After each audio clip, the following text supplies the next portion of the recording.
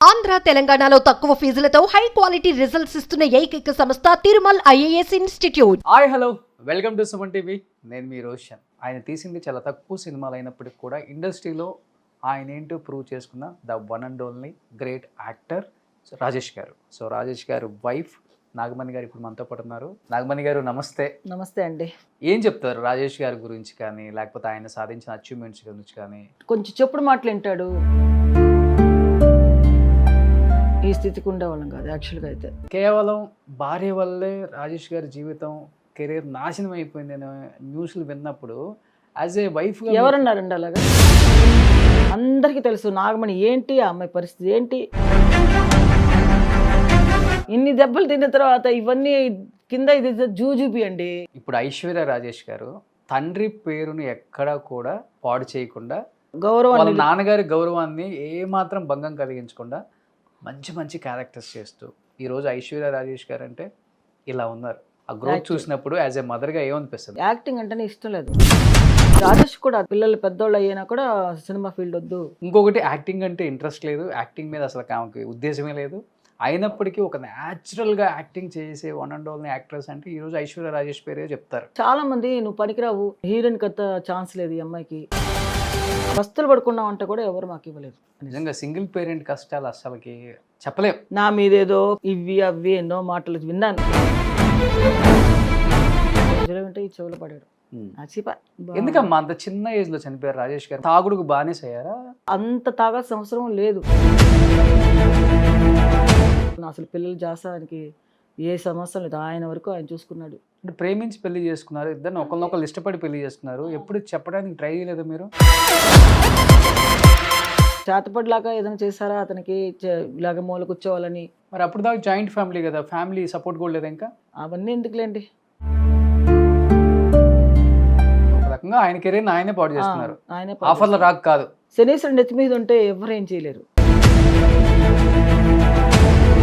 But ఇప్పుడు మిమ్మల్ని full restriction చేశారు. పెళ్ళైన తర్వాత యాక్ట్ చేయకూడదు, అంటే డాన్స్ చేయకూడదు, మాస్టర్ అవ్వకూడదు, సినిమాల్లోకి రాకూడదు అని. మరి రాజేష్ గారి అక్క శ్రీలక్ష్మి గారు పెద్ద కమెడియన్, ఆమె యాక్ట్ చేస్తూనే ఉన్నారు కదా. ఆమెకు లేని రిస్ట్రిక్షన్ మీకు ఎందుకు పెట్టారు అసలుకి? ఆవిడ పెళ్లి చేసుకోలేదు కదా. నాగమణి గారు దెబ్బ మీద దెబ్బ, దెబ్బ మీద దెబ్బ, దెబ్బ మీద దెబ్బ. భర్త మళ్ళీ ఇమీడియట్గా పెద్ద కొడుకు సూసైడ్ చేసుకున్నారో లేకపోతే చంపించారో, మళ్ళీ ఇంకొక బాబు. పిల్లలు అలా చనిపోవటం వల్ల మీరు డిప్రెషన్లోకి వెళ్ళిపోయి ఏమైనా ఇబ్బందులు పడ్డారా? మరి సీతమ్మ ఎలా పడిందో తెలియదు మనకి. నేను అది ఆవిడకంటే ఎక్కువ పడ్డానేమో అనిపిస్తుంది. మహానటి సావిత్రి గారి దగ్గర నుంచి చాలా మందిని చూసాం మనం. చివరి రోజుల్లో భలే ఇబ్బందులు పడ్డారు. వాళ్ళకు అసమర్థత అండి. సిల్క్ స్మిత గారు అంటేనే డాన్స్, డాన్స్ అంటేనే సిల్క్ స్మిత అంటాం. మీరు ఆమెతో పాటు వర్క్ చేస్తున్నారు, ఏం చెప్తారు సిల్క్ స్మిత గారు? ఇష్టంగా పెళ్ళిళ్ళు చేసుకోవడం, భర్త సరిగా లేకపోవడం చూపించి లోపలికి వెళ్ళిన తర్వాత చనిపోయింది మా వార్త వచ్చింది. Hi hello welcome to Suman TV. నేను మీ రోషన్. ఫస్ట్ ఆఫ్ ఆల్ ఎందరో మహానుభావులు, అందరికీ మా వందనాలు. ఆయన తీసింది చాలా తక్కువ సినిమాలు అయినప్పటికీ కూడా ఇండస్ట్రీలో ఆయన ఏంటో ప్రూవ్ చేసుకున్న the one and only great actor Rajesh గారు. సో రాజేష్ గారు వైఫ్ నాగమణి గారు ఇప్పుడు మనతో పాటు ఉన్నారు. ఆమె ఫస్ట్గా ఒక ఇంటర్వ్యూ ఇవ్వబోతున్నారు తెలుగులో. ఆయన గురించి మన కమెడియన్ శ్రీలక్ష్మి గారు వాళ్ళ వదినే, రాజేష్ గారు వాళ్ళ అక్క, అండ్ ఇప్పుడు వాళ్ళ అమ్మాయి ఐశ్వర్య రాజేష్ గారు కూడా మంచి మంచి సినిమాలు చేస్తున్నారు. ఆమె మాటలను తెలుసుకుందాం. నాగమణి గారు నమస్తే. నమస్తే అండి. అండ్ నిజంగా చెప్పాలంటే ఎటువంటి సపోర్ట్ లేకుండా ఇండస్ట్రీకి వచ్చి ఎన్నో కష్టాలు పడి ఆ కష్టాలను కూడా ఇష్టంగా తీసుకొని మీ వారు చేసిన సినిమాలు 2 జల్ల సీత ఇప్పటికి మా అందరికీ కళ్ళ ముందు ఈటీవీలో ఎప్పుడు టెలికాస్ట్ అవుతూనే ఉంటుంది. ఆనంద భైరవి 1, 2 దాదాపు 40 పైగా చిత్రాలు చేశారు. 40-50 13 సంవత్సరాలలోనే. అవును, 13 సంవత్సరాలు ఉన్నారు ఆయన. 83 నుంచి 96 వరకు ఉన్నారు. 96 దాకా ఉన్నారు. 98లో చనిపోయారు. ఎస్ అవును, 98లో చనిపోయారు. అది కూడా మన పెళ్లి సందడి మూవీ టైంలో నైట్ ఏదో 2 o'clockకి కాలేయం ఇబ్బంది వచ్చి చనిపోయారని చెప్పి నేను విన్నాను. లేదు, ఆయనకి పచ్చకమర్లు వచ్చినాయి. పచ్చకమర్లు వచ్చినాయి. సో నిజంగా ఏం చెప్తారు రాజేష్ గారి గురించి కానీ, లేకపోతే ఆయన సాధించిన అచీవ్మెంట్స్ గురించి కానీ?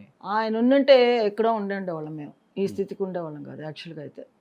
ఎందుకంటే మంచి ఆర్టిస్ట్, మంచి టాలెంట్ ఉంది, అన్నీ ఉన్నాయి. కొంచెం చెప్పుడు మాటలు వింటాడు. పైకి వచ్చే సమయంలో ఫ్రెండ్స్ అని వాళ్ళని వీళ్ళని అందరితో చేరి కొంచెం అతను బిహేవియర్ మారిపోవడం వల్ల అతనికి కొంచెం కెరియర్ తగ్గింది. జాస్తి ఉన్నారా ఫ్రెండ్స్ బాగా? చాలా మంది ఉన్నారు, అందరూ సినిమా ఫీల్డ్లో ఉండేవాళ్ళే. ఆ, వాళ్ళే తీసుకెళ్ళి మాట్లాడడం చేయడం. కొంచెం అతనికి ఫ్రెండ్స్ అంటే చాలా ఇష్టం. అలాగా ఒక ఫ్రెండ్ ఉన్నాడు, చిన్ననాటి ఫ్రెండ్ ఒకడు. అతని వల్ల కొంచెం అతను చాలా బాధపడ్డాడు అనమాట. అంటే ఒక సినిమా తీసా, అలజడని సినిమా తీసా, భానుచంద్ర పెట్టి అందరు ఆర్టిస్టులు పెట్టి సినిమా తీసి దాంట్లో చాలా వరకు డబ్బులు పోయినాయి. అక్కడి నుంచి అతనికి ఏంటంటే ఒకలాగా మనిషి మారిపోవడం. అంటే ఉండే డబ్బులంటే దానిలో పెట్టి మనకేం లేకుండా అయిపోయింది. ఉన్న కార్లు గీర్లు కష్టపడి వచ్చి ఇండస్ట్రీకి వచ్చిన డబ్బులన్నీ దానిలో వేసేసాం ఆ సినిమాలో. నేను చాలా ఎంతో ఆశపడ్డాను అనమాట, సినిమా వస్తే మనకి బాగుంటుంది అనేసి. కానీ మాకు తెలియకుండానే రిలీజ్ చేశాడు అతను. ఓకే. అలా ప్రొడ్యూసర్ మీరే? ఇద్దరు ప్రొడ్యూసర్లు, ఇద్దరంటే రాజేష్ను వెంకటేష్ను ఒక అతను. ఓకే. వీళ్ళందరూ చిన్ననాటి ఫ్రెండ్స్ వాళ్ళు. అలా ఒక సినిమాతో అతను కొంచెం ఉన్న ఆస్తులు పోగొట్టుకున్నాం. ఇంకా సినిమాలే వద్దనుకున్నాం. 2 సినిమాలు తీశాడు. ఆ 2 సినిమాలతో మాకు కొంచెం అక్కడి నుంచి స్ట్రగుల్ అయిపోయాం. ఓకే. నేను మొన్న వచ్చేటప్పుడు కూడా ఒక సినిమా చూశాను, తెల్ల గులాబీలు. తెల్ల గులాబీలు, నెలవంక, 2 జల్ల సీత, చాలా సినిమాలు ఉన్నాయి అతనివి. మంచి కుటుంబం, భానుప్రియతో చేశాడు, విజయశాంతితో చేశాడు, తులసితో చేశాడు, భానుప్రియతో చేశాడు. చాలా మందితో హీరోయిన్లు అందరితో ఆల్మోస్ట్ అప్పుడుండే హీరోయిన్లతో అందరితో చేశాడు. బాగుంటారు, ఎంత సన్నగా హైట్గా ఎంత అందంగా ఉంటారు ఆయన. రాతనే మనం రాయలేం కదా, రాయలేం, ఏం చేస్తాం. బట్ చాలా స్ట్రగుల్స్ పడుతూనే వచ్చారు కదా మా ఇండస్ట్రీకి. అయినా రాగానే రెడ్ కార్పెట్ ఏం కాదు, రాగానే రెడ్ కార్పెట్ వచ్చాడు కాబట్టి అతనికి స్ట్రగుల్ అవ్వలేదు, ఏం స్ట్రగుల్ అవ్వలేదు అతను అసలుకి, ఏం అవ్వలేదు. సినిమాల కంపెనీలు ఎక్కి దిగి అదంతా ఏం అవ్వలే. రావడమే నెలవంక సినిమా. మన ఆయన కెమెరామెన్, ఆయన పేరు ఏదో ఉంది, గోపాల్ రెడ్డి గారు. గోపాల్ రెడ్డి గారు చాలా మందిని సెలెక్ట్ చేస్తూ ఉంటే ఎవరు నచ్చలేదు వాళ్ళకి, జంజాల గారికి నెలవంక తీసేప్పుడు. ఆ టైంలో రాజేష్ రికమెండ్ చేశాడు అతను. అప్పుడు రాజేష్ ఏమీ ఒక ఇది లేకుండా టక్కన వెళ్ళి క్యారెక్టర్ ఓకే అయిపోయాడు. ఆ సినిమా పెద్ద హిట్ అయింది, బాగుంది. నెలవంక మంచి సినిమా. తులసి అందులోనే ఫస్ట్ అవును హీరోయిన్గా యాక్ట్ చేస్తుంది అమ్మాయి. దాని తర్వాత ఇమీడియట్ గా 2 డైరెక్షన్. తర్వాత ఆనంద భైరవి, ఆయన సినిమాలు 4-5 సినిమాలు జంజాల గారు రాజేష్ పెట్టి తీశారు అనమాట. ఓకే. ఇంకా చాలా సినిమాలు ఉన్నాయి ఆయనవి. నాకంత ఎక్కడ ఆయన పుట్టి పెరిగింది ఎక్కడ అసలు? పుట్టి పెరిగిందంతా చెన్నై, ఇక్కడే అంతా ఇక్కడే. పిల్లలందరూ ఇక్కడే పుట్టారు వాళ్ళందరూ. అందరూ గిరి రోడ్లోనే రంగనాయకి హాస్పిటల్ అని ఇక్కడ అక్కడే. నా పిల్లలు కూడా అక్కడే, ఇక్కడే కన్నా పిల్లలందరినీ. తమిళియన్సా బేసికల్గా ఆయన? కాదు, తెలుగు వాళ్ళే. అవును. అమర్నాథ్ గారు మా మామగారు పెద్ద ఆర్టిస్ట్ కదా ఆయన. ఓకే. మరి ఎన్టీ రామారావు గారు ఈయన చాలా సినిమాలు యాక్ట్ చేశారు. ఆయన హీరో, ఇద్దరే హీరోలే. ఓకే. అమర సందేశం, ఆయన చాలా సినిమాలు ఉన్నాయి మా మామగారికి. ఆ కుటుంబంలో తర్వాత వాళ్ళ అక్క శ్రీలక్ష్మి, మంచి కమెడియన్ అయ్యారు ఆమె కూడా. అబ్బా జబ్బా తను కూడా చాలా స్ట్రగుల్ పడే వచ్చింది సినిమాల్లో. బాగానే, అంటే అందరూ ఈజీగా వచ్చేయలేరు కదా, స్టార్టింగ్లో అంతా కొంచెం కష్టపడే వస్తారు. నేను రాజేష్ కళ కాదు, ఇంకా శ్రీలక్ష్మి అన్న కష్టపడిందేమో. ఎందుకు? ఫాదర్ ఉన్నారు కదా మరి. ఫాదర్ చనిపోయిన తర్వాత కదా వాళ్ళు వచ్చారు. ఓకే. చెన్నైకి ఆయన 80 సంవత్సరాలు చనిపోయారు, వాళ్ళు వచ్చారు అనమాట. ఇంకొకటి, అసలుకి లేడీస్ కమెడియన్స్గా ఆ రోజుల్లో రావడం అనేది రాణించడం చాలా కష్టం. అవును. ఆ టైంలో ఆమె టైమింగ్ని పట్టుకొని భలే వచ్చేసి, అంటే ఫేస్ అలాంటిది. అంటే కథలకి ఏది కదిలినా అదొకలాగా కామెడీగా అనిపిస్తుంది అన్నమాట అమ్మాయి చేస్తుంటే. అవును అవును. రాత్రులంతా నా దగ్గరికి వచ్చేది పడుకున్నప్పుడు, మనీ కొంచెం డైలాగ్ చదవా, ఎట్లా ఉంది చెప్పు అంటది. నేను చదివి వినిపించేదాన్ని అమ్మాయికి. ఓకే. డైలాగ్స్ ఇలా చదువు అనేసి. రాత్రి షూటింగ్ అయిన తర్వాత వస్తుంది అనమాట. అప్పుడు నా పెద్ద కొడుకు, అదే నా నాని చిన్నప్పుడు ఆడొచ్చి పుత్తత్త అంటాడు దాన్ని. వెళ్ళి ఆవిడ వచ్చేదాకా మేలుకుని బాగానే జరిగేది, బాగానే ఉండేవాళ్ళం. అందరు కలిసే ఉండేవాళ్ళ? శ్రీలక్ష్మి గారి ఫ్యామిలీ అండ్ రాజేష్ గారి ఫ్యామిలీ 5 years కలిసి ఉండే.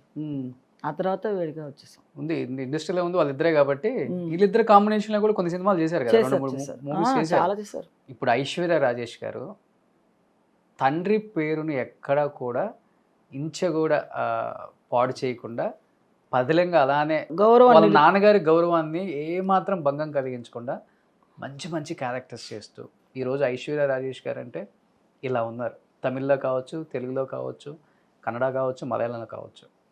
ఎలా అనిపిస్తుంది ఐశ్వర్య రాజేష్ గారి ఆమె ఆ గ్రోత్ చూసినప్పుడు యాజ్ ఏ మదర్గా ఏమనిపిస్తుంది మీకు? నేను అసలు ఎటువంటి బ్యాక్గ్రౌండ్ లేదు పాపం. ఏ సేమ్ అమర్నాథ్ గారు చనిపోయిన తర్వాత వీళ్ళు ఇండస్ట్రీకి వచ్చి ఎలా కష్టాలు పడ్డారు, రాజేష్ గారు పోయిన తర్వాత ఆ ఫ్యామిలీలో ఇన్ని సంవత్సరాల పాటు ఎవరూ లేరు. ఫ్యామిలీలో ఎవరు లేకపోతే మనల్ని కనీసం గౌరవం కూడా ఇవ్వరు ఇండస్ట్రీ. మీకు తెలిసిందే, మీరు కూడా ఇండస్ట్రీ నుంచి వచ్చారు కాబట్టి. బట్ ఆ అమ్మాయి ఈరోజు తనంతటా తను ఎదిగారు. తన ఎదుగుదల చూసినప్పుడు కానీ, తన కష్టాలు చూసినప్పుడు కానీ ఏమనిపిస్తుంది యాజ్ ఏ మదర్గా మీకు?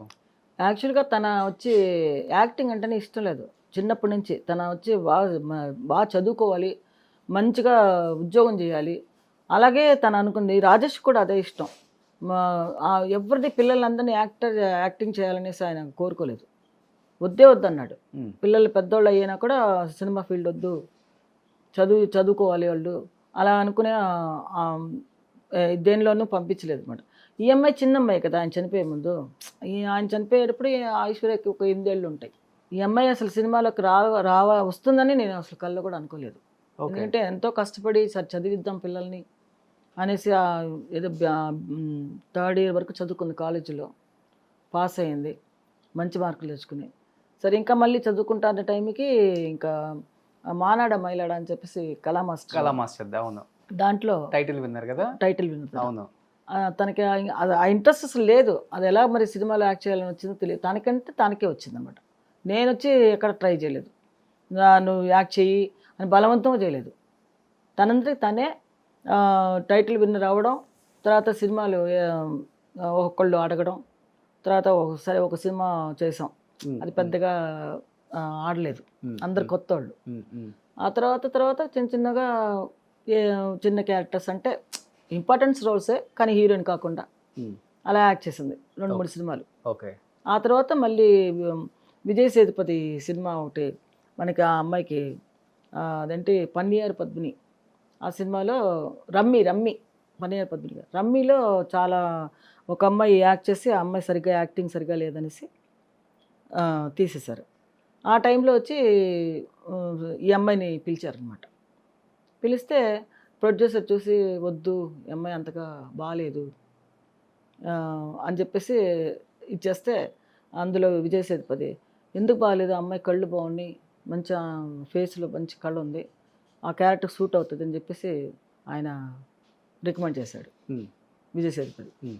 సరే అని ఇంకా ఆ సినిమాలో తన యాక్ట్ చేయడం నిజంగానే మంచి సక్సెస్ అయిందన్నమాట సినిమా.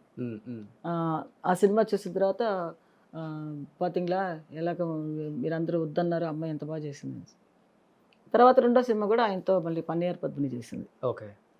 అది కూడా బాగా వచ్చిందన్నమాట. మీరు ఈ మాట చెప్తుంటే గుర్తొస్తుంది, మనం పాతకాలంలో హీరోయిన్లు పెద్దగా అందంగా ఉండరు, కాకపోతే వాళ్ళ హావభావాలు కావచ్చు, వాళ్ళ కళ్ళు కావచ్చు, వాళ్ళ ఎక్స్ప్రెషన్స్ కావచ్చు, ఇంకా వేరే ఆర్టిస్ట్ అంత అందంగా ఎక్కడ కూడా చూపించలేరు. దానివల్లే వాళ్ళు సూపర్ హిట్ అయ్యారు. వాళ్ళ కలర్ పనికి రాలేదు అక్కడ, వాళ్ళ ఫిగర్ ఇదంతా ఏం పనికి రాలేదు. వాళ్ళ ఫేస్ ఒక్కటే చూసేవాళ్ళం మనం. సావిత్రమ్మ ఉంది, సావిత్రమ్మ ఫేస్ మాత్రమే చూడగలం, ముద్ద బందారం అంతే. అందమైన ఫేస్, కళ్ళు. ఆవిడ చూస్తుంటే మనకు అసలు జీవితమే అసలు ఆవిడ దగ్గర ఉండాలనిపిస్తుంది, అంతే. అంత మంచి ఆర్టిస్ట్. అలాంటి ఆర్టిస్టులు ఇప్పుడు ఎవరున్నారు చెప్పలేరు, ఎవరు లేరు. అలాగా ఇప్పుడు ఈ అమ్మాయి కూడా ఏంటంటే పెద్దగా రాణించడం అనేది ఏంటంటే తన ఒక అదే న్యాచురల్గా చేస్తుంది అనమాట. అంటే మామూలుగా మన ఇంట్లో ఎలా మాట్లాడతాం, అవును, ఎలా చేస్తాం, ఏదన్నా సరే న్యాచురల్గా చేస్తుంది. దానిలో తన కొట్టుకుపోయింది అనమాట. ఏ క్యారెక్టర్నా చేస్తుంది. ఇప్పుడు ఏముందమ్మా, ఇప్పుడు అందంగా కనిపించాలంటే ఇంత ఎత్తున పౌడర్ వేయచ్చు, మేకప్ వేయచ్చు, అది కూడా ఏదో దానికి చాలా మంది ఉన్నారు. కానీ ఇలా కనపడే యాక్ట్రెస్ మనకి ఎవరు లేరు కదా ఇంత న్యాచురల్ గా. మేకప్ కూడా ఎక్కువ వేయదు. నిజంగా ఐశ్వర్య రాజేష్ గారు ఆడియన్స్ కి ఎక్కడ బాగా కనెక్ట్ అయిపోయారంటే ఆమె అపీరెన్స్ వల్లే. ఎక్కువగా బాగా తెలిసింది అక్కడ హైదరాబాద్లో. ఎలాగంటే మన అదేంటి కౌశల్య కౌశల్య కృష్ణమూర్తి. దానివల్ల తన కొంచెం ఫేమస్ అయింది ఆ సినిమాతో. అవును అవును. ఆ సినిమా కన వచ్చి సూపర్ డూపర్ హిట్ అయింది. చాలా సినిమాలు రిలీజ్ అయిన మధ్యలో తన సినిమా ఓరియంటల్గా తన వచ్చి సపరేట్ క్యారెక్టర్ అమ్మాయిది. ఆ సినిమా రిలీజ్ అయింది. మిగతా సినిమాల కంటే ఈ సినిమా బాగా ఆడింది. అవును. మన ఈయన హీరోగా చేస్తాడే రోమియో, మన శివకార్తికేయన్ గారు. అది చూసారా ఎంత మంచి శివకార్తికేయన్ గారు ఆ రోలు ఆయన ఇవ్వడం, అసలు ఆయన ఎదురు చూడలేదు అసలు ఆ అమ్మాయి అలా చేస్తుందని. చాలా మందిని ట్రై చేశారు ఆ సినిమాలో. రోజు సెలక్షనే. ఒక 30 మంది 40 మందిని చూసుంటారు. క్రికెట్ ప్లేయర్ని చూశారు, తర్వాత ఎవరో ఆర్టిస్ట్ని చూశారు, చాలా మందిని చూశారు. చూసి లాస్ట్కి సరే ఐశ్వర్యని అడిగి చూద్దాం ఎట్లా ఉంటుంది అనేసి అడిగితే, నాకు సస్యంరావు క్రికెట్ రాదు, నేను చేయలేను, అయినా ట్రై చేస్తాను, మీకు కనుక నమ్మకం ఉంటే నేను ఒక 1 వీక్ నేను నేర్చుకుంటాను, నేర్చుకుని మీకు ఓకే అంటే నేను క్యారెక్టర్ చేస్తాను. ఓకే. అలాగే చేసిందనమాట ఆ క్యారెక్టర్. వాళ్ళందరికీ ఇదేంటి ఒక వారంలో నువ్వు ఇంత బాగా బాల్ ఇచ్చేస్తున్నావు, స్పిన్నింగ్ అంత బాగా పట్టుకుంటున్నావు, బాగా బ్యాట్ చేస్తున్నావు, నువ్వే హీరోయిన్ అనేసారు. ఓకే. కసి ఎక్కడి నుంచి వచ్చింది మనకి? ఫ్యామిలీలోనే కసి. ఫ్యామిలీ, మా అమ్మ నన్ను చూసి ఫైనాన్షియల్ గా చాలా వీక్ అయిపోయారు ఆయన చనిపోయిన తర్వాత. మీరే మొత్తం కష్టపడి ఫ్యామిలీని ఇంత దూరం తీసుకొచ్చి నిలబెట్టారంటే మీరే పెద్ద రీజన్ అని చెప్పేసి ఆమె సక్సెస్ స్టోరీలో కూడా ఒకసారి చెప్పారు. ఇంకొకటి, యాక్టింగ్ అంటే ఇంట్రెస్ట్ లేదు, యాక్టింగ్ మీద అసలు ఆమెకి ఉద్దేశమే లేదు, అయినప్పటికీ ఒక న్యాచురల్గా యాక్టింగ్ చేసే వన్ అండ్ ఓన్లీ యాక్ట్రెస్ అంటే ఈరోజు ఐశ్వర్య రాజేష్ పేరే చెప్తారు. ఆమె అందం అక్కడ కాదు, ఆమె ఫేసే చూస్తున్నాం మనం. ఎక్కడి నుంచి వచ్చింది ఈ కసి ఆమెకు అసలుకి? తన జీవితంలో వచ్చి ముందుకు రావాలి పట్టుబట్టింది అనమాట. నేను కూడా ఎందుకు రాకూడదు, ఎందుకంటే చాలామంది నువ్వు పనికిరావు, హీరోయిన్కి అంత ఛాన్స్ లేదు ఈ అమ్మాయికి, ఏదో చిన్న చిన్న క్యారెక్టర్లు ఫ్రంట్ క్యారెక్టర్లు వేయచ్చు అలా అన్నారు. అంటే ఈ అమ్మాయికి ఏమైందంటే దాని మీద ఎందుకు నేను రాకూడదు అని ఒక పట్టుదల, దాని మీద వచ్చి తనకు నమ్మకం అనమాట, నేను వస్తాను తప్పకుండా అని చెప్పేసి. ఏం చేసిందంటే అప్పుడు కొత్తలో ఒక మాస్టర్ ఉన్నాడు, ఒక ఆయన ఏం చేశాడంటే మంచి క్యారెక్టర్ ఇస్తానని చెప్పి తీసుకెళ్ళి గుంపులో గోవిందులాగా నడిపించుకుని తీసుకొస్తున్నాడు. నేనన్నాను ఇలాంటి వేషాలన్నీ వేయకూడదు తమ్ములు, వద్దు వెళ్ళొద్దు, అసలు ఏం అవసరం లేదు, మనకేం తిండికి లోటు లేదు, ఏదో నేను కష్టపడుతున్నాను, ఇంట్లో నా ఇన్ని రోజులు కాపాడుకుంటూ వచ్చాను, ఇంకా నువ్వు నా కోసం నువ్వేమో ఎక్కడికి వెళ్ళకూడదు అని చెప్పేశాను. అలాగా తనకేంటంటే ఇంకా అలాంటివి చేయకూడదు. ఏంటి చిన్న చిన్న పనులు అంటే అమ్మకు ఒక 500 రూపాయలన్నా మనం కష్టపడి ఇద్దాము. అండ్ నాకు బ్యాక్గ్రౌండ్ ఎవ్వరు ఒక్క రూపాయి సింగిల్ పైసా కూడా నా వాళ్ళు అనేవాళ్ళు ఎవరు నాకు హెల్ప్ చేయలేదు. మేము చాలా పస్తులు పడుకున్నామంటే కూడా ఎవరు మాకు ఇవ్వలేదు. ఓకే. అలాంటి పరిస్థితుల్లో కూడా నేను కష్టపడి తీసుకొచ్చి నేను మా పిల్లలకి నేను చదువులు చెప్పించి చిన్న స్కూల్లో నుంచి పెద్ద స్కూల్లో నుంచి ఇంకో పెద్ద స్కూల్ అలా వేశాను. తర్వాత మోహన్ బాబు స్కూల్లో హాస్టల్లో చెప్పించాను 3 పిల్లల్ని. నా దగ్గర ఉంటే నేను చూసుకోలేను, రియల్ ఎస్టేట్ అన్నీ తిరగాలి అని చెప్పేసి నేను హైదరాబాద్లోనే చాలా ఒక 1 year నేను రియల్ ఎస్టేట్ కోసం అక్కడే ఉండిపోయాను. హైదరాబాద్లో ఉంటే అక్కడ శంషాబాద్లో ఒక ల్యాండ్లో వేస్తే అక్కడ నాకు ఒక టీం రెడీ చేసుకుని వాళ్ళందరినీ నా కింద నాకు 400 వచ్చింది అనుకోండి, పక్కన వాళ్ళకి 200, ఇంకొక అమ్మాయికి 100 రూపాయలు, అట్లా ఒక టీం ఏర్పరచుకున్నాం అనమాట. మేమే చేసుకుని డైలీ వెళ్ళడం రావడం. శంషాబాద్కి వెళ్ళి అది బ్యూటీ కింగ్డమ్ అని చెప్పేసి బ్యూటీ ఆర్చర్డ్స్ అక్కడ రిసార్ట్స్ నర్సారెడ్డి గారు అని చెప్పి ఆయన ఎండి, ఆయన దగ్గర నేను చాలా సంవత్సరాలు పనిచేశాను. ఇక్కడ నుంచి ఆయన హైదరాబాద్ వెళ్ళారు అనమాట. మగవాళ్ళే రియల్ ఎస్టేట్ చేయడం కోసం అల్లాడిపోతుంటారు. అదే నేను ఒక టీం తయారు చేస్తాను అనమాట. నేను ఇనిషియల్ డేస్ లో ఎన్ని కష్టాలు ఉంటాయి కదా మరి. ఒక ఫ్లాట్ అమ్మాలంటే ఎంత కష్టం. నేను చాలా అమ్మించాను, 100 ఫ్లాట్లు అమ్మించాను అక్కడ. ఆ వచ్చే కమిషన్తో ఒక సైట్ తీసుకున్నా కూడా కోటేశ్వరాలని నా పిల్లలు అదే తిడతారు, ఏమ్మా ఇంతమందికి ఇప్పించావు, ఒక్క ఫ్లాట్ నువ్వు పెట్టుకోలేదా అని. ఎక్కడ అవన్నీ పెట్టుకుంటే నాకు ఎక్కడ కుదురుతుంది, మీ అందరికి చదువు చెప్పించాలి, మనం అందరినీ బాగుపరచాలంటే అక్కడ ఫ్లాట్ కొనుక్కొని అది చూసుకుంటూ కూర్చుంటాం మనం, అక్కర్లేదు. వచ్చేది ఇప్పుడు 1 లక్ష రూపాయలు ఇచ్చిందా 2 లక్షలు ఇచ్చిందా, వాళ్ళ చదువుకి 4 చదివించాలి నేను. 4 మరి చూడాలంటే మాటలా కష్టం కదా, మగ దిక్కు లేరు. ఆయన చనిపోయిన తర్వాత నేను అనాదిలాగా అయిపోయాను. ఇంకా ఏం చేయాలో అర్థం కాలేదు జీవితంలో, ఏం చేస్తాను, ఎలా దేవుడు నన్ను ఎలా చేస్తాడు, గట్టెక్కిస్తాడు అంటే అలాగా అనుకుంటూ ఉన్నప్పుడు గబుక్కొని ఈ అమ్మాయి నాకు చేయి అందించింది, నేనున్నాను. నిజంగా సింగిల్ పేరెంట్ కష్టాలు అసలుకి చెప్పలేం. కానీ అందులోనే చాలా నా మీదేదో ఇవి అవి ఎన్నో మాటలు విన్నాను. చాలా ఏమిన్నారు మీరు? ఒకటి వద్దులేండి, అవన్నీ వద్దు, నేను చెప్పను. నాకు అలాంటి మనస్తత్వాలు లేవు. ఏదైనా సరే మనం ఇప్పుడు ఒకటి ఏదన్నా ఉంటే మనలో మనమే చూసుకోవాలి, బయట చెప్పుకోకూడదు. ఇప్పుడు నేను మీకు ఏదైనా చెప్పానుకోండి, మీ మనసులో ఉండాలి, నా మనసులో ఉండాలి. ఇంకోటి ఏంటంటే కొంతమంది ఓహో ఆహా వెనక నాగమణి చాలా మంచిది మన ముందు మాట్లాడతారు, చాలా మంచి అమ్మాయి, అయ్యో అసలు ఇంటికి వెళ్తే అసలు అమ్మాయి ఎంత మర్యాద చేస్తుంది, అసలు అలాంటి అమ్మాయిని చూడలేం అని అంటారు, వెనకాలకి వెళ్ళి ఏదో మాట్లాడతారు. అలా చాలా జరుగుతుంటాయి కదా జీవితంలో, ఇండస్ట్రీలో ఇంకా ఎక్కువ అన్ని ప్రపంచం కదా కొంచెం, అన్ని విని విని విని ఏదో ఈ చెవులు వింటే ఈ చెవులు పడాడు నచ్చిపా. మన జీవితం మనసు కూడా రాయి అయిపోయింది కదా. ఎవరు ఏం మాట్లాడినా నేను పట్టించుకోనండి, నాకు అనవసరం. ఇప్పుడు నాకు కావాల్సిన నా పిల్లలు బాగుండాలి, వాళ్ళ వరకు నేను చూసుకుంటాను, అంతవరకే.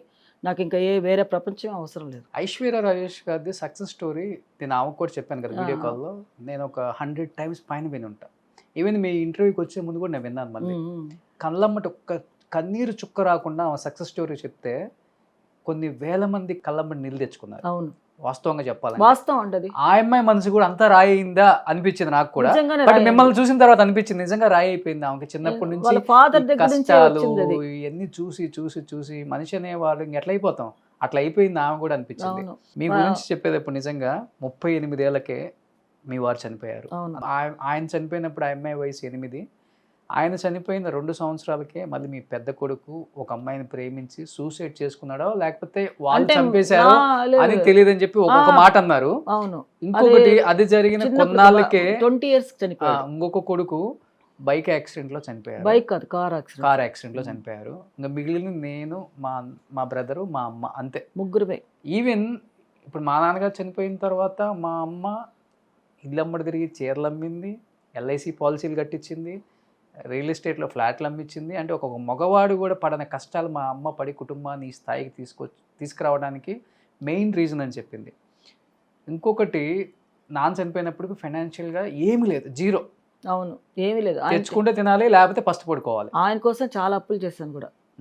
రాజేష్ ఏం చెప్తారు అసలు ఈ స్టోరీ గురించి, ఏం చెప్తారు? మీరు పడ్డ కష్టం అంటే ఇదంతా తలుచుకున్నప్పుడు ఒక్కొక్కరు తలరాత అంతే. ఇప్పుడు మనం ఓహోహో అనుకుంటాం జీవితంలో, మనం చాలా సుఖపడిపోతాం, హ్యాపీగా ఉంటాం అనేసి అనుకుంటాం లైఫ్. ఇప్పుడు మా ఆయన ఉన్నప్పుడు ఆయన బాగా సంపాదిస్తాడు, బాగా పైకి వస్తాడు అని మన కళ్ళు కనొచ్చు చాలా. అసలు యాక్చువల్గా అయితే హైదరాబాద్లో పెద్ద ఇల్లే కట్టుకుని ఉండొచ్చు ఆయన ఉండే పరిస్థితికి. కానీ ఏంటంటే కొన్ని అలవాట్లకి లోన్ అయిపోయి ఫ్రెండ్స్తో తిరిగి అతను కెరీర్ అతనే పాడు చేసుకున్నాడు. కానీ అదేంటంటే నేనేదో పాడు చేసినట్టుగా కూడా మాట్లాడారు. అది వచ్చి నాకు చాలా మనసు కష్టమైంది. బట్ అవన్నీ నేను డోంట్ కేర్, నాకు అవసరం లేదు, ఎవరు మాట్లాడినా నాకు అవసరం లేదు. ఎందుకంటే నాకు కావాల్సింది వచ్చి నా లైఫ్, నా గురించి నాకు తెలుసు. ఇప్పుడు ఎవరో ఏదో మాట్లాడారు కదా అనేసి అవన్నీ నిజాలు అయిపోవు కదా. అది నిజాలు అయిపోతే ఇంకా జీవితాలు ఏముంది. వాళ్ళ వెనకాల ఏముందని చూసుకుని ఇంకొకళ్ళు మాట్లాడాలి, అంతే కదా. ఎప్పుడు ఒకరిని విమర్శించడం కాదు. ఇప్పుడు నేను మిమ్మల్ని విమర్శించానంటే నన్ను విమర్శించుకునేటప్పుడు నా వెనకాల నేనేంటి, నా జీవితం ఏంటని నేను విమర్శించుకుంటే కానీ ఇంకోళ్ళు మనం విమర్శించడానికి లేదు. అవును. అలాంటప్పుడు మనం వచ్చి ఎవరిని మనం ఏం అంటానికి అందరూ కష్టపడే వస్తాం, వాళ్ళ కష్టాలు వాళ్ళకు ఉంటాయి. మన కష్టం మీకు చెప్తే మీరు తీరుస్తారా, అరుస్తారా? ఎవరు తీర్చరు కదా. ఈరోజు మనం కూర్చొని తింటున్నాం అంటే నా కూతురు పైకి వచ్చింది, ఆహా నాగమణి, ఆ రోజు వచ్చి నాగమణినా అనేసి అంటారు. ఈరోజు అమ్మ నమస్కారం అమ్మా, బాగున్నారమ్మా, అలా ఉన్నారమ్మా అంటారు. ఎందుకు తేడా చూడండి. ఇదే మనుషుల దగ్గర అలా మాట్లాడిస్తుంది. ఇదే కొంచెం మా చుట్టాల దగ్గరికి నేను వెళ్ళి ఒకరోజు నా పిల్లలకి చదువుకు 500 రూపాయలు లేదండి ఇవ్వండి అని అడిగితే మాది మేము కడుక్కొని చూసుకోవాలి, మేము తినిన తర్వాత ఇంకోటి చూడాలన్నారు. అది పేరు చెప్పను. అలాంటి కష్టాలన్నీ పడ్డాను. అంటే 500 రూపీస్ లేదు స్కూల్లో, ఓలింజ స్కూల్లో డబ్బులు కట్టడానికి. 500 రూపాయలకి రేపు ఇస్తానండి అంటే కూడా వినలేదు. అలాంటప్పుడు మనకు ఎంత మనసు కష్టంగా ఉంటుంది. అయిన వాళ్ళే మళ్ళీ అలాగా చాలా స్ట్రగుల్ పడ్డాంలేండి. ఎందుకమ్మా అంత చిన్న ఏజ్ లో చనిపోయారు రాజేష్ గారు? 38 ఏళ్ళ ఫ్రెండ్షిప్ ఓకే అంటే తాగుడుకు బానిస అయ్యారా? అంతే కదా అర్థం. అలాగే మరి అదే కదా అర్థం చేసుకోవాలి. తాగుడు బానిస అవ్వడం అనేది అంత తాగాల్సిన అవసరం లేదు. అది అంతా అడిక్ట్ అయిపోయాడు. పిల్లలు ఉన్నారని కూడా ఆలోచించలేదు. 4 పిల్లలు పెట్టుకుని ఎలా మన ఇలా ఎలా లాక్కొద్దామని అసలు పిల్లలు జాసానికి ఏ సమస్య లేదు. ఆయన వరకు ఆయన చూసుకున్నాడు అంతవరకు. మాకు అసలు ₹1 ఆయన మాకు ఇవ్వలేదండి. సినిమాలు చేసేటప్పుడు కూడా సినిమాలు చేసేప్పుడు కూడా నేను ఎప్పుడు ఏమీ లేదు. అంటే ప్రేమించి పెళ్లి చేసుకున్నారు, ఇద్దరు ఒకరినొకరు ఇష్టపడి పెళ్లి చేసుకున్నారు, ఎప్పుడు చెప్పడానికి ట్రై చేయలేదు మీరు? ఏం చెప్తాం, మనం ఎందుకు ఈ లైఫ్ అలా కదా అది కుటుంబంలో మేము అందరం కలిసి ఉన్నాం కదా, అప్పుడు నేనేం మాట్లాడలేను కదండి. అది వేరే, అది అది అది ఫ్యామిలీ. ఇది నాకంటూ ఇప్పుడు మా ఆయనకంటే ఏమి ఒక ఇల్లు వాకిలో అదంతా ఏం కట్టుకోలేదు. అప్పటికి నేను నా బలవంతంగా నేను ఒక ఫ్లాట్ తీసుకుంటే అది కూడా ఇంకా ఇలాగ అయినప్పుడు ఇంకేం కడతాం డబ్బులు, అది కూడా అమ్మేసుకో అంటే వాళ్ళు వాడికి ఇచ్చిన డబ్బులు తీసుకుని మళ్ళీ మేము వాడుకున్నాం. అలా 2-3 ఫ్లాట్లు నా ఫ్లాట్ నేను అమ్మేశాను. నాకు నేను ఒక ఇల్లు కొనుక్కున్నాను, అది కూడా అమ్మేసుకున్నాను నేను. నాకంటూ కూడా నేనేం ఉంచుకోలే. ఆయన హాస్పిటల్ బిల్ అదంతా నేనే చూసుకున్నాను. ఆయనకు హాస్పిటల్లో అంతా చాలా ఖర్చు అయింది. అప్పుడు అదేంటి హాస్పిటల్కి వెళ్తే ఒక్కొక్క నెల హాస్పిటల్లోనే ఉంచేదాన్ని. మారి బాగానే వచ్చేవాడు, మారి వచ్చి బాగా హ్యాపీగా ఉండేవాడు. చాలా మారిపోయాడు అనుకునేదాన్ని. మళ్ళీ వైట్ షర్ట్ ప్యాంట్లు వేసుకొని సినిమా రిలాక్స్ చేస్తానే అది ఇదని అలా అనేసి మళ్ళీ ఏదో ఒక్కరోజు ఎవరైనా ఫ్రెండ్ వచ్చేదన్నా కొంచెం మందు తాగేస్తే చాలు మళ్ళీ మామూలు అయిపోయాడు. అట్లా అంతే, మనం ఏం చేయలేదు. ఓవర్ డ్రింకింగ్ అసలు లేదు, అసలు డ్రింక్ చేసేవాడు కాదు ముందంతా. అలాంటిది అతనికి ఆ 2 సినిమాలు దెబ్బతినడం, మోసపోయాడు. డబ్బులు అంతా ఏమార్చారా? ఏమార్చారు. ₹1 రాలే మా కథలో. మేము పెట్టిన డబ్బులన్నీ పోయినాయి, కారు గీరు అన్నీ పోయినాయి, ఇల్లు అన్నీ అమ్ముకున్నాం. మాకు ఫ్లాట్ ఉండేది, అది కూడా అమ్మేసి నేను అన్ని అప్పులు తెచ్చాను అనమాట. అప్పులు తెచ్చి బయటపడ్డాం. సో ఆయన చనిపోయినప్పటికీ ఇంకా జోబులో ఏం లేదు? ఏమీ లేదండి, అసలు ఏముంటుంది. మరి అప్పుడు దాకా జాయింట్ ఫ్యామిలీ కదా, ఫ్యామిలీ సపోర్ట్ కూడా లేదు ఇంకా? అవన్నీ ఎందుకులేండి, వద్దు. కానీ ఆయన చనిపోయినప్పటికీ 38 అంటే మీకు కూడా అంతే 39-40. మీకన్నా చిన్న వాళ్ళే కదా ఆయన? 2 years చిన్న. ప్రేమించినప్పుడు తెలియదు చిన్న ఆయన తెలుసు, నేను చెప్పేశాను ఆయన, తనకు చెప్పా. నేనే అబద్ధాలు చెప్పాల్సిన అవసరం ఉంది.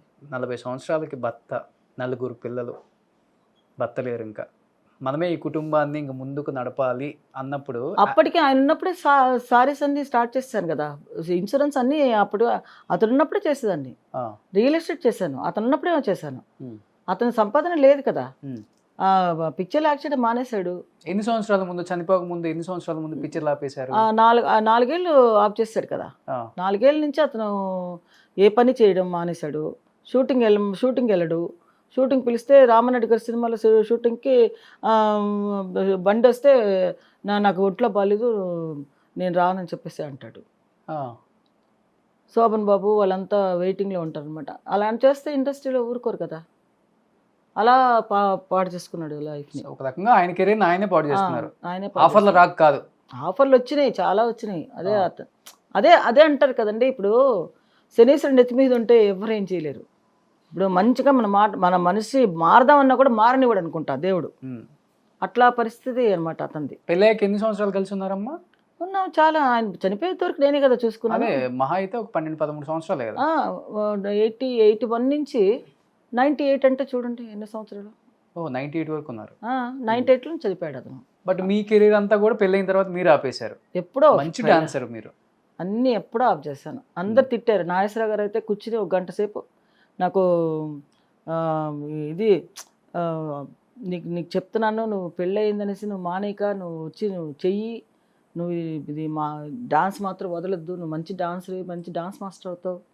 ఆయన ఎంతోసేపు ఎన్నిసార్లు చెప్పాడు ఆయన, నీ కెరీర్ పాడు చేసుకుంటున్నావు, ఎంతమంది డాన్స్ పెళ్ళిళ్ళు చేసుకుని చేయట్లేదు, అలా ఇలా అంటే కూడా లేదండి మా ఆయనకి ఇష్టం లేదు. కేవలం ఆయన కోసం మీ ఇష్టాన్ని చంపుకున్నారు అంతే. అతని వల్ల నేను ఫీల్డ్ వదులుకున్నాను.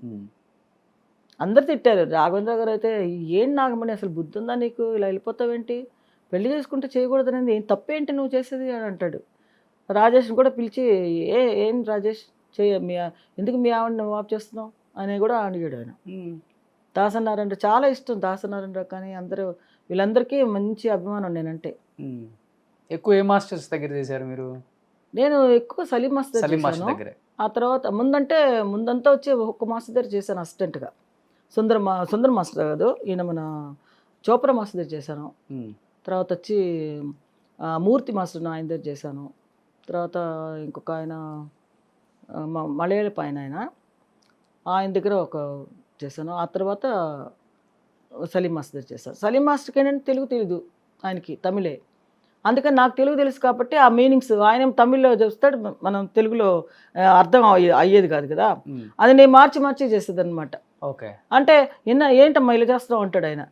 மாஸ்டர் இப்போதான் பண்ணணும், அந்த மூமெண்ட்ஸ் அப்படி பண்ணும்போது அந்த தெலுங்குல வந்து அந்த மீனிங்கோட சேர்ந்து பண்ணாதான் நல்லா இருக்கும், இல்லை நீங்கள் இப்படி ஒரு మీనింగ్ వేరే మీనింగ్ வந்துடும் అంటాను. అంటే అలాగా అప్పుడే సరి అనేవాడు అనమాట. అలాగా నేను చేసిన తర్వాత ఆయనకి మంచి సినిమాలు వచ్చినాయి, తెలుగు సినిమాలు. బట్ సలీం మాస్టర్ దగ్గర చేశారు కదా మీరు, చాలా సినిమాలు చేశారు. But Saleem master last stage అసలు చెప్పుకునేది కాదు వేరే వాళ్ళు, అంత ఫైనాన్షియల్గా ఆర్థికంగా తినటానికి కూడా చాలా ఇబ్బందులు పడుతూ చనిపోయారు. చాలామంది మాస్టర్స్ ఆయనతో వర్క్ చేసిన వాళ్ళు పెద్ద పెద్ద మాస్టర్లు అయ్యారు, డాన్సర్లు అందరూ హెల్ప్ చేశారు అన్నారు. ఎందుకు మాస్టర్ ఆ పరిస్థితి వచ్చింది నాగమణి గారు ఆయనకి?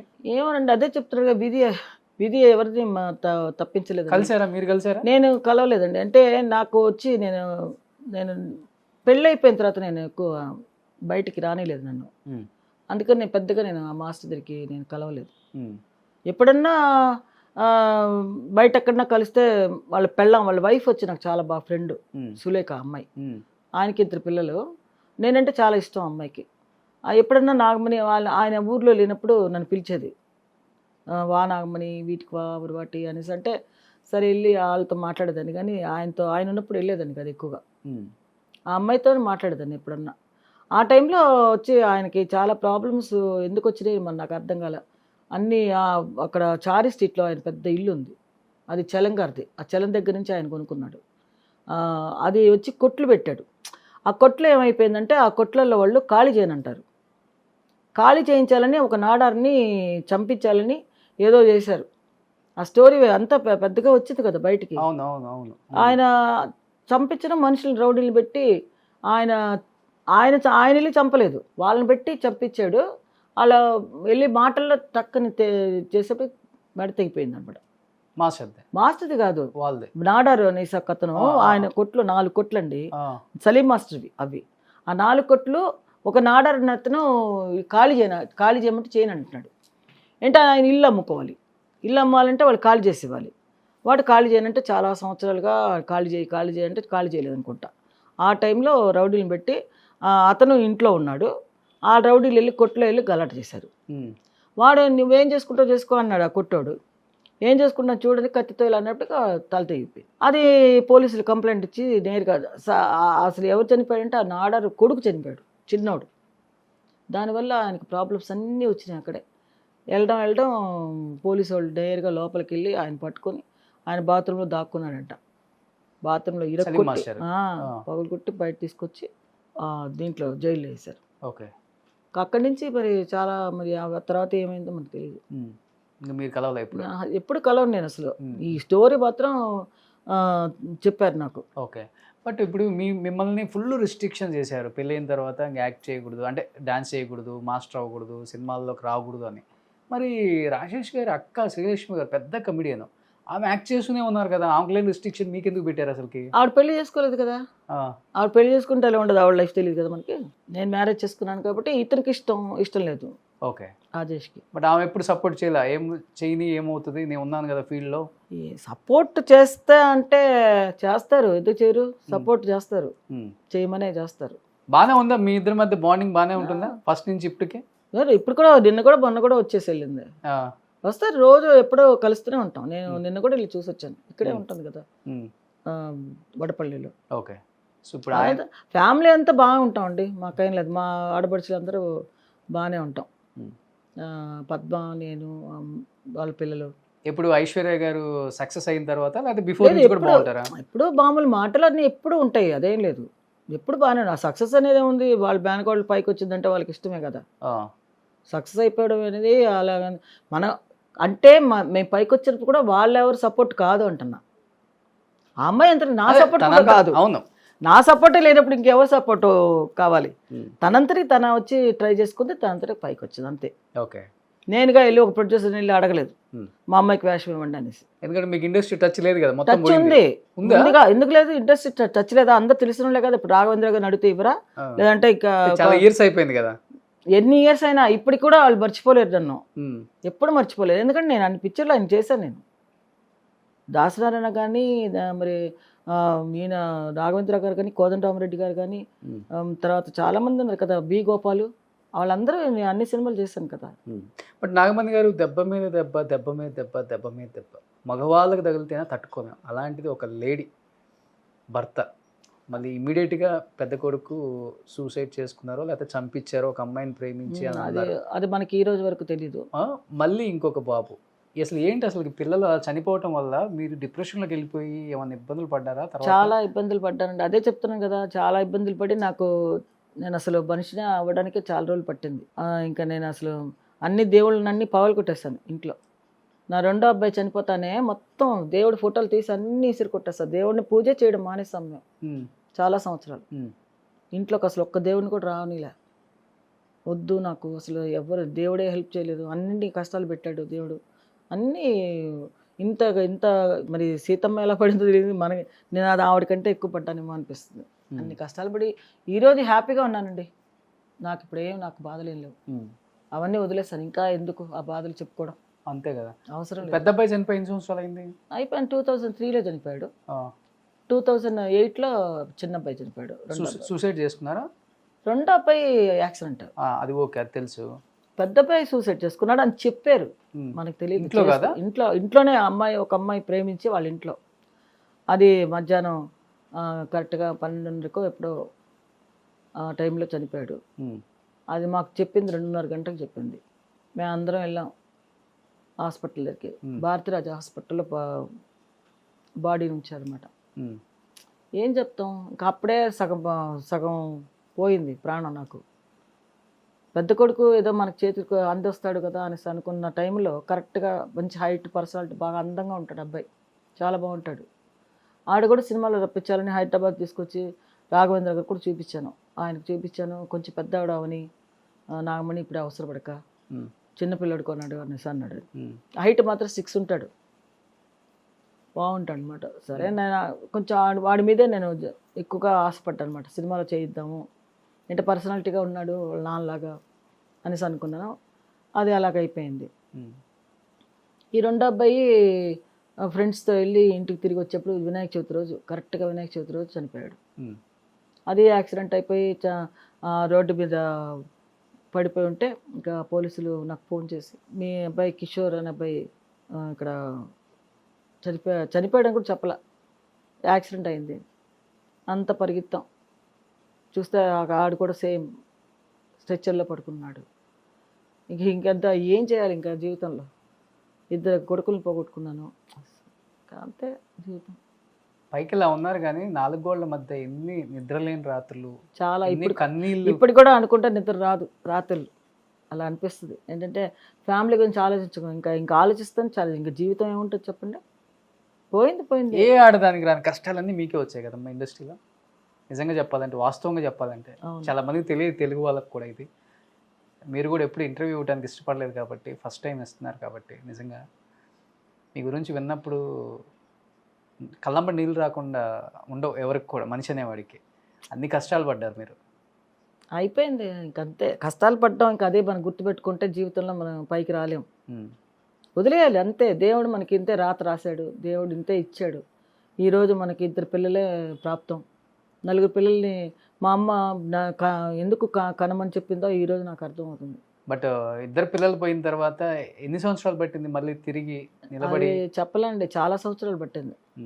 నేను అసలు స్థితిలో లేను అసలు, మోడిపారిపోయిన చెట్టులాగా అలాగే ఇంట్లో కూర్చుని ఏడుస్తూ కూర్చోవడం, అవన్నీ చూసే మా అమ్మాయి, బుజ్జి అంటాను నా కొడుకు, వీళ్ళందరూ, అమ్మ మేము ఉన్నాం కదా, ఎందుకు సరిపోని అవి వదిలి ఇంకా మేము మమ్మల్ని కూడా వదులుకుంటావు, అయితే నువ్వు వెళ్ళిపోతావంటే, నేను చచ్చిపోతానంటే నా మమ్మ మాకెవరు దిక్కు, నాకు తండ్రి లేరు, నువ్వు లేకుండా ఉంటే ఎలాగంటే ఇంకా అప్పుడు ఇంకా వాళ్ళ కోసమన్నా బతకాలి కదా మనం.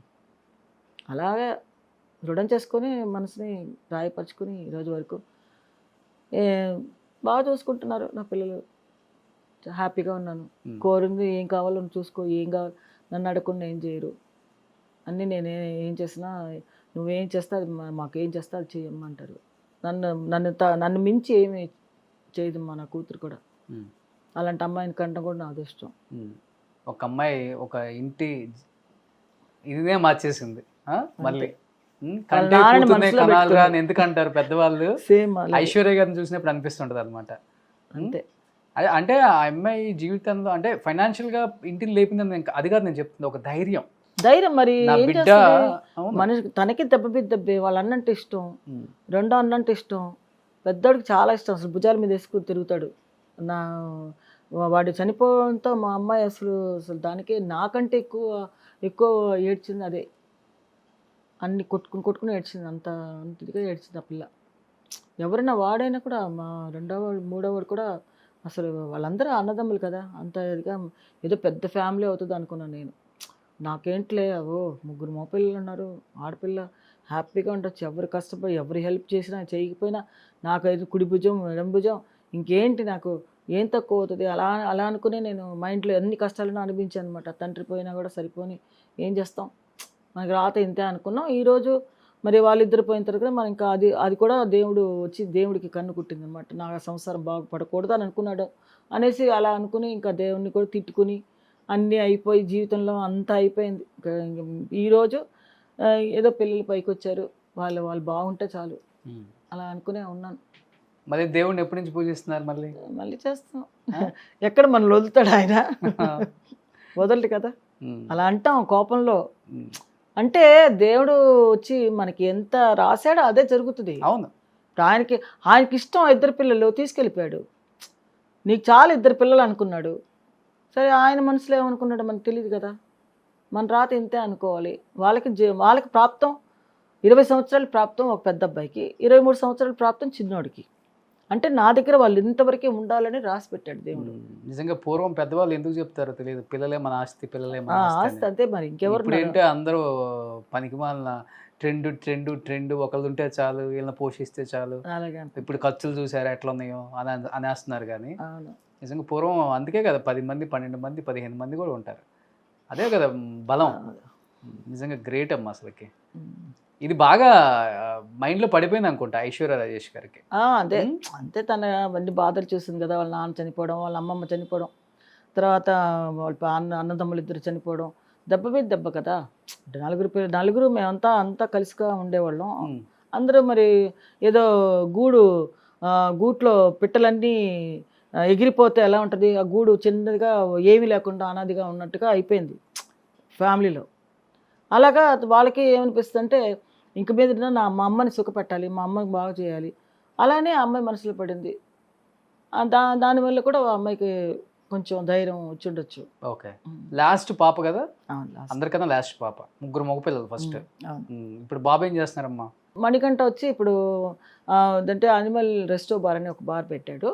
తర్వాత రిసార్ట్ ఒకటి తీసుకుని, అది అంటే వేరే వాళ్ళది రిసార్ట్, అది అద్దెకి తీసుకుని అది జరుపుతున్నాడు అనమాట. ఆ రెండు చూసుకుంటున్నాడు. ఇప్పుడు సినిమాలో యాక్ట్ చేయాలనేసి వాడి కోరిక, చేస్తున్నాడు. ఒక సినిమా యాక్ట్ చేస్తాడు, అది నెక్స్ట్ మంత్ రిలీజ్ అవుతుందన్నమాట సినిమా. ఓకే. అదే తెలుగులో చేయాలని ఆశ వాడికి. తెలుగులో ఏదైనా మంచి పిక్చర్లు ఏమైనా వస్తే చేద్దామని.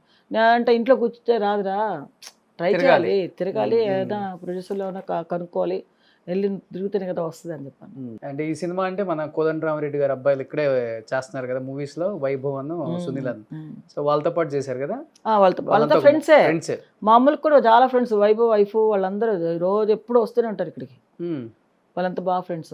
వాళ్ళు కూడా తెలుగు కన్నా తమిళ్లో బాగా సూపర్ డూపర్ హిట్ అయిపోయారు. వాళ్ళ నాన్న కోదండరామరెడ్డి గారు తెలుగులో సూపర్ డైరెక్టర్ అయితే వాళ్ళ పిల్లలు తమిళ్లో సూపర్ యాక్ట్రెస్ అయిపోయారు. సో ఇప్పుడు బాబు కూడా యాక్టర్ అయిపోయారు అయితే. సో పెళ్ళి అయిపోయిందా? పెళ్ళి అయింది. ఒక కొడుకు. సో కోడలు ఏం చేస్తారు? కోడలు కూడా తన అదే సీరియల్ అది చేస్తుంది. ఇప్పుడు షూటింగ్కి వెళ్ళింది తన. సో మొత్తం సినిమా ఇండస్ట్రీ.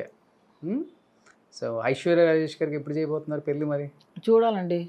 అదే తను కొంచెం అన్నీ చూసుకుని నెక్స్ట్ ఇయర్ ప్లాన్ వేసుకున్నాం. తన మంచి సంబంధం దొరికితే చూసుకుని చేసేద్దామని. అది కూడా అమ్మ ఇష్టమే? నా ఇష్టం. చూడమని చూడాలి. మంచి తను చూసుకునే వాళ్ళు దొరకాలి కదా, మంచి ఫ్యామిలీ కావాలి. బాగా బిజీగా ఉన్నారు అందులో ఇప్పుడు. అవును. ఉమ్, తెలుగు అంటే తెలుగు ఫీల్డ్కి ఇప్పుడే ఎంటర్ అయింది.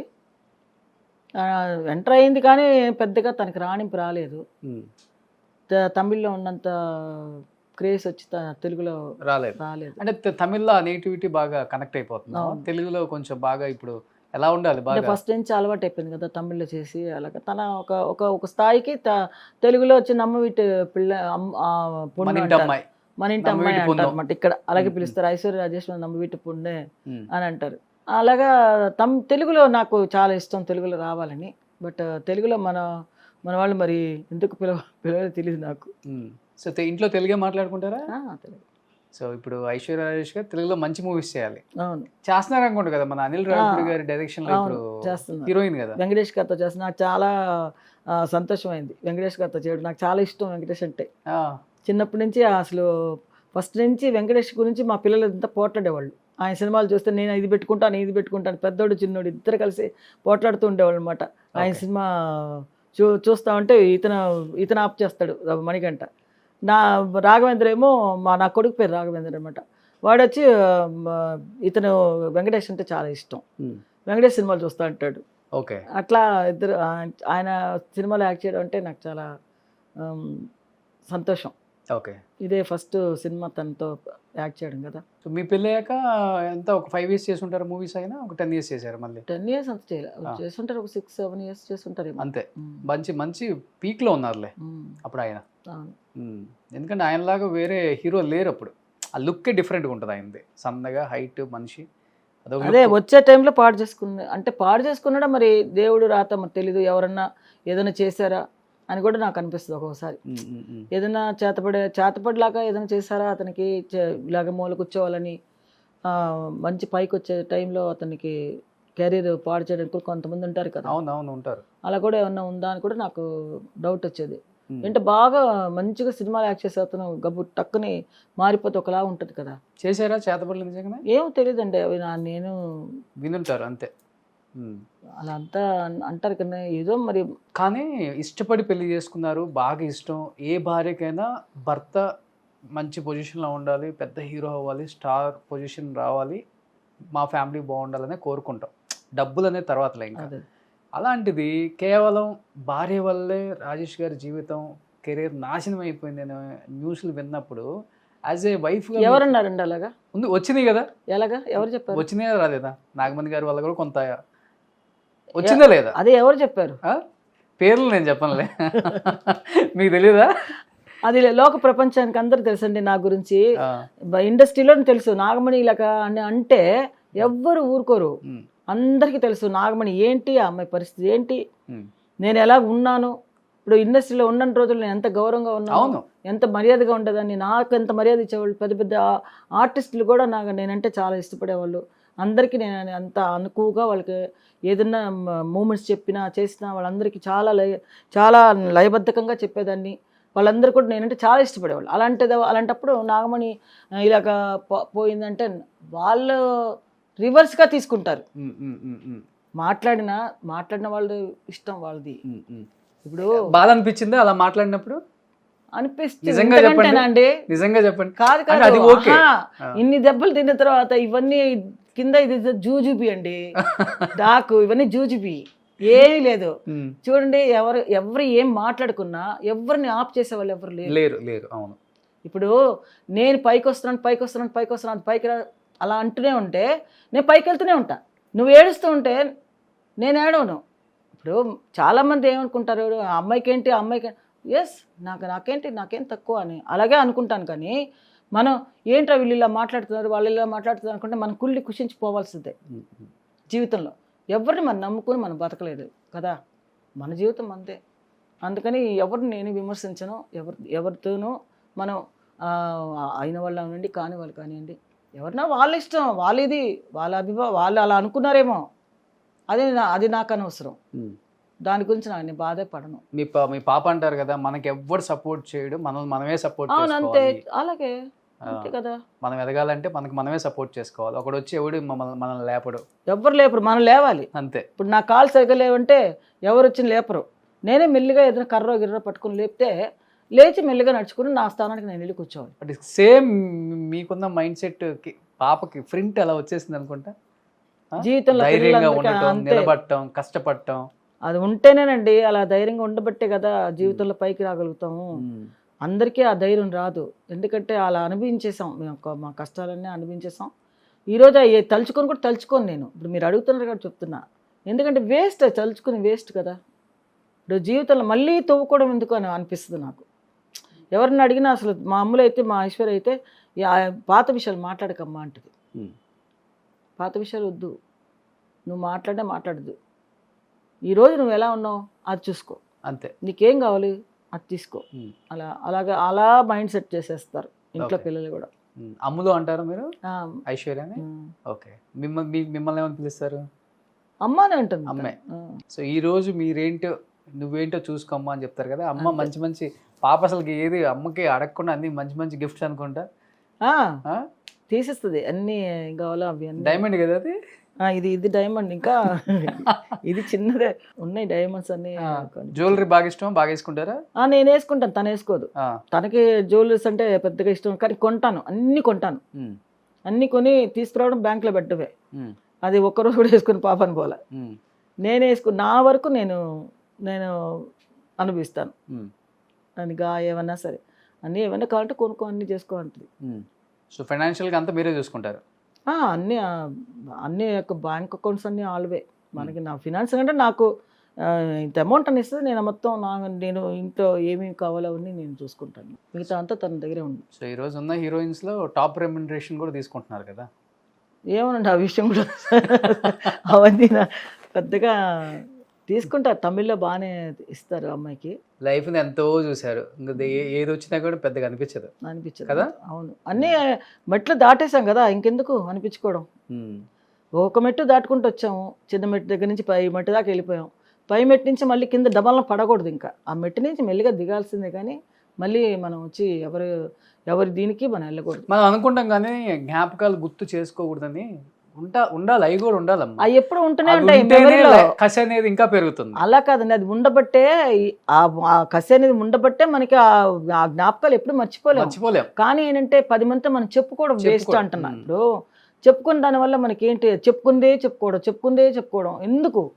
ఇప్పుడు ఏం ఆర్చేది అయిపోయింది, ఇప్పుడు ఎన్నో సంవత్సరాలు అయిపోయింది, అన్ని బాధలు పడ్డాం, అయిపోయింది. ఇంక బయటకు వచ్చేసాము, ఇక నెట్టుకుని రావాలి అంతవరకే. ఇంకేంటంటే చాలు, మనకు ఉన్న వరకు చాలు. ఏదో దేవుడు ఇచ్చాడు, ఆ దేవుడు ఇచ్చినంత వరకు మనం తృప్తి పడాల్సింది. Very happy. నాగమణి గారు, అంటే అప్పుడు అంటే మీరు సినిమా ఇండస్ట్రీలో ఉన్నారు కాబట్టి, అందరితో మమేకమై ఉన్నారు, అందరు క్లోజ్ కాబట్టి అడుగుతున్నాను, ఎందుకు ఆ తరం ముఖ్యంగా లేడీ యాక్టర్స్ అందరూ కూడా చనిపోయే పరిస్థితికి వచ్చినప్పుడు ఫైనాన్షియల్గా ఆర్థికంగా ఇబ్బందులు పడుతున్నారు, తిండికి లేక ఇల్లులు అమ్ముకొని చాలా వరకు దీనస్థితిలోకి వెళ్ళిపోయారంటే ఒక రీజన్ అంటే మీరు ఏం చెప్తారు? అంటే మీరు చూసింది కావచ్చు, విన్నది కావచ్చు, మహానటి సావిత్రి గారి దగ్గర నుంచి చాలామందిని చూసాం మనం, చివరి రోజుల్లో భలే ఇబ్బందులు పడ్డారు. అది వాళ్ళకు అసమర్థత అండి. ఏంటంటే మనం ఏం చెప్పలేం. వాళ్ళు వచ్చి వెనకాల వచ్చి ఒక గార్డెన్ వచ్చి తల్లి కానీ తండ్రి కానీ వాళ్ళకి వచ్చి ఏ ఆర్టిస్ట్కైనా ఏంటంటే మంచితనం చెప్పాలి. వాళ్ళ ఆస్తులు ఏంటంటే వాళ్ళకి ఏమేమి చేయాలి, అది చేసేది ఎవరు? పెద్దలు. అవును, అమ్మ నాన్న. ఇప్పుడు నువ్వు చాలా లక్షలు కోట్లు సంపాదించేసి అలా పడేసావు అనుకోండి, అవి ఎవడన్నా తీసుకెళ్ళిపోతాడు. అలాంటప్పుడు వాళ్ళు ఏమవుతుంది, భిక్షం ఎత్తుకోవాలి, అడుక్కు తినాలి, లేకపోతే రోడ్ల పడాలి, లేకపోతే తాగుబోతులు అవ్వాలి, ఆస్తులు అమ్ముకోవాలి, అలా అయిపోతుంది జీవితం. ఎప్పుడైనా సరే తల్లిదండ్రులు కొంత అందరూ అలా ఉంటారు అని నేను అనుకోను, బట్ తల్లిదండ్రులు కూడా మోసం చేసేవాళ్ళు కూడా ఉన్నారు. మనం బాగానే పోయింది పాపం, అలాగే చేశారు. ఇప్పుడు ఏంటంటే కొంతమంది వచ్చి శ్రద్ధ ఉండాలి, ఆస్తులు సంపాదించుకుంటే చాలదు, దాన్ని జాగ్రత్త చేసుకోవాలి. అది ఆ రోజులో ఆర్టిస్టులు అంతా ఏంటంటే అశ్రద్ధగా ఉండేవాళ్ళు.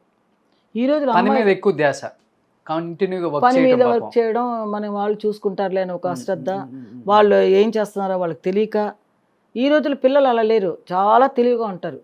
ఇప్పుడు ఎవరైనా సరే సంపాదించేది ఏం చేసావు, ఏం చేస్తున్నాం, మనం ఏం కొనుక్కుందాం, ఇలాగ ఉంటుంది. ఇప్పుడు ఏదన్నా అంటే మనకి రేపొద్దున ఏమన్నా వస్తుంది, ఎంత వస్తుంది, మనం ఇంత పెడుతున్నాం, ఇంత పెట్టుబడి పెడుతున్నాం, ఈ పెట్టుబడి మనకి ఎంత వస్తుంది అలా ఆలోచిస్తున్నారు ఇప్పుడు ఈ ఉండే జనరేషన్. ఇప్పుడు ఎవరు ముందులాగా తాగేసేసి రోడ్ల పడటం, లేదు. అమ్మాయిలు కానీ అబ్బాయిలు కానీ వీళ్ళంతా ఏంటంటే జాగ్రత్త ఉన్నది ఇప్పుడు ఆర్టిస్టులకి. ఏ సీరియల్కి వెళ్ళినా కూడా బతుకోగలరండి, ఆ రోజుల్లో అలా లేదు కదా. లేదు, అవును. సీరియల్ లేవు, టీవీలు లేవు, సరైన ఇది పోర్షన్ ఉండేది కాదు, వాళ్ళకి ఏం చెప్పించేవాళ్ళు ఎవరు లేరు, అందువల్ల వాళ్ళ జీవితాలు అలా అయిపోయినాయి. ఈ రోజుల్లో ఏంటంటే అందరూ చాలా తెలివిగా ఉన్నారు. అంటే మీరు ఒక డాన్సర్గా చేశారు కాబట్టి సిల్క్ స్మిత గారు అంటేనే డాన్స్ అంటేనే సిల్క్ స్మిత అంటాం. అంటే జ్యోతిలక్ష్మి, జయమాలిని ఎంతమంది ఉన్నా కూడా ఆమెకంటూ ఒక సపరేట్ ట్రాక్ ఉండేది. అవును, మీరు ఆమెతో పాటు వర్క్ చేస్తున్నారు. ఏం చెప్తారు సిల్క్ స్మిత గారు అంటే? చాలా ఎంత మంచి వైభోగం చూశారు చివరి రోజుల్లో. ఆమె చనిపోయింది కొంతమంది ఆర్టిస్టులు చెప్తుంటే మనకి కళ్ళకు కట్టినట్టు కనపడుతుంది. అంటే ఒక స్ట్రెచర్ మీద గవర్నమెంట్ హాస్పిటల్ కింద పడుకోబెట్టారు, ఈగలు దోమలన్నీ వాళ్తుంటే. అంటే ఏ శరీరం కోసం అయితే ఆమె అంత శ్రద్ధ తీసుకుందో అలాంటి ఒక శరీరం అలా పడేసి ఉంది అని చెప్పేసి అన్నారు. మీరేం చెప్తారు ఆమె గురించి? అసలు కాదు ఎందుకు ఆ పరిస్థితి అంటే? అది ఏం చెప్పగలం చెప్పండి, ఏం చెప్పలేం. అలాంటి పరిస్థితి అంటే వాళ్ళు చేతులారా చేసుకున్నదే అవి.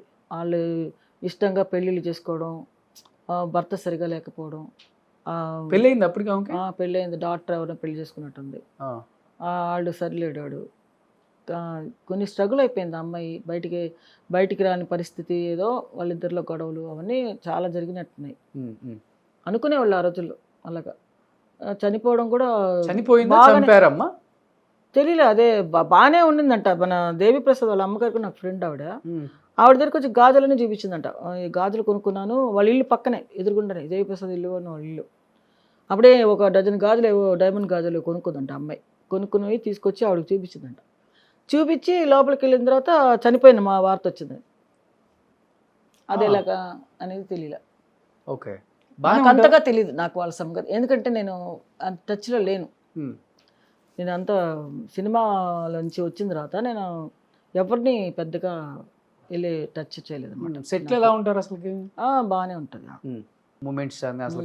అంటే ఆమెకి డాన్స్ రాకపోయినా ఎక్స్ప్రెషన్ తో లాక్కొనొచ్చు. పక్క వాళ్ళకి ఆ గౌరవం అవన్నీ ఇస్తుంటారు బాగానే. బట్ ఇప్పుడు మీరేమన్నా ఇండస్ట్రీకి వచ్చే అవకాశం ఉంది ఇప్పుడు మళ్ళీ? రానండి, నాకు ఇంకెందుకండి, అందరు ఇండస్ట్రీలోనే ఉన్నారు.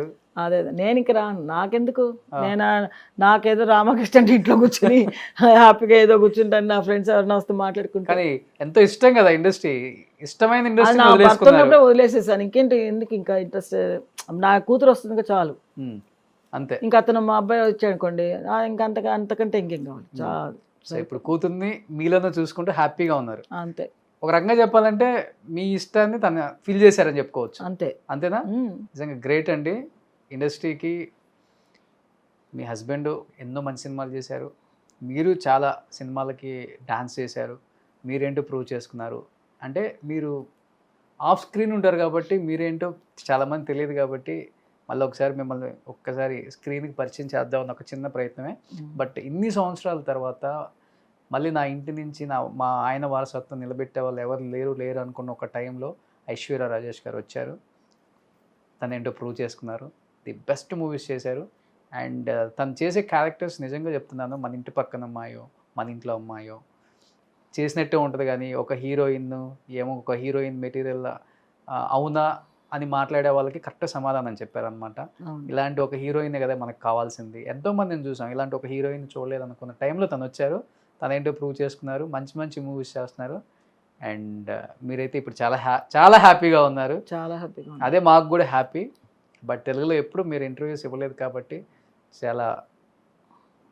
చాలాసార్లు అడిగి ఒప్పించి చాలా మంచి విశేషాలు ఆడియన్స్కి షేర్ చేసుకున్నారు మేడం. నిజంగా థ్యాంక్ యూ సో మచ్. ఏం చెప్పాలనుకుంటున్నారు ఒకసారి తెలుగు ప్రేక్షకులకి? తెలుగు ప్రేక్షకులందరికీ కొంచెం అభిమానంతో మా అమ్మాయిని మంచిగా మీలో ఒక మనిషిలాగా చూసుకోండి. ఆ అమ్మాయికి కూడా మంచి భవిష్యత్తు తెలుగులో చేయాలని నాకు చాలా ఆశ. ఆ తెలుగులో కూడా ఆ అమ్మాయి వస్తే నాకు చాలా సంతోషం. అంటే తమిళ్లో ఆల్రెడీ తన మంచి ప్రూవ్ చేసుకుంది, తెలుగులో కూడా ఇంకా బాగా ప్రూవ్ చేసుకోవాలి, నేను మంచి ఆర్టిస్ట్ అని చెప్పేసి. ఎందుకంటే పాతకాలంలో సౌందర్య వీళ్ళందరూ అలాంటి ఆర్టిస్టే మా అమ్మాయి కూడా. అవును, అంటే ఆ అమ్మాయి వెళ్ళిపోయిన తర్వాత, సౌందర్య వెళ్ళిపోయిన తర్వాత అలాంటి క్యారెక్టర్లకు మళ్ళీ ఎవరు రాలేదు. అలాగా ఐశ్వర్య రాజేష్ వస్తే సంతోషం, దానికే నేను వెయిట్ చేస్తూ ఉన్నాను. సో రాజేష్ గారి పేరు నిలబెట్టడానికి ఇండస్ట్రీకి వచ్చి మంచి క్యారెక్టర్స్ చేస్తున్న ఐశ్వర్య రాజేష్ గారికి నిజంగా తెలుగు వాళ్ళ బ్లెస్సింగ్స్, తెలుగు వాళ్ళ తెలుగు డైరెక్టర్స్, తెలుగు ప్రొడ్యూసర్స్ ఎప్పుడూ కూడా మంచి క్యారెక్టర్స్ ఇవ్వడానికి సిద్ధంగానే ఉంటారమ్మా. And thank you so much. And ఒక మంచి ఇంటర్వ్యూ ఇచ్చినందుకు మాకు థ్యాంక్స్.